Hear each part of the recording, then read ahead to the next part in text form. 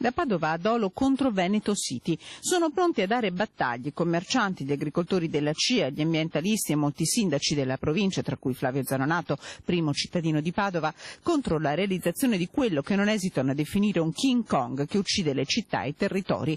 Veneto City, un complesso da 1.600.000 metri quadrati che sorgerà a ridosso della provincia nel veneziano tra i comuni di Dolo e Pianiga. Il 26 settembre da Padova, come da Venezia, una carovana di 1 chilometro di auto invaderà il comune di Dolo per ribadire, se ce ne fosse bisogno, che Veneto City non sa da fare.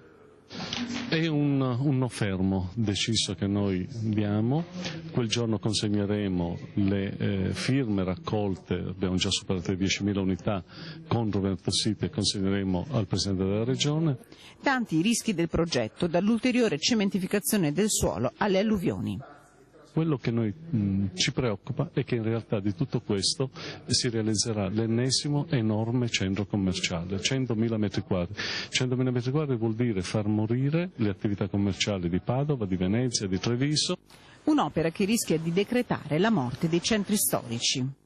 La gente, a meno che non si aumentano gli stipendi dell'1%, ma la gente ha sempre gli stessi soldi da spendere, per cui se io li dreno fiscalmente vuol dire che non ricadono più sul tessuto economico, per cui di conseguenza già qui perderemo probabilmente un 800 attività commerciali nella provincia di Padova. Quante ne perderemo su Veneto City? Il timore è una chiusura, una vera chiusura.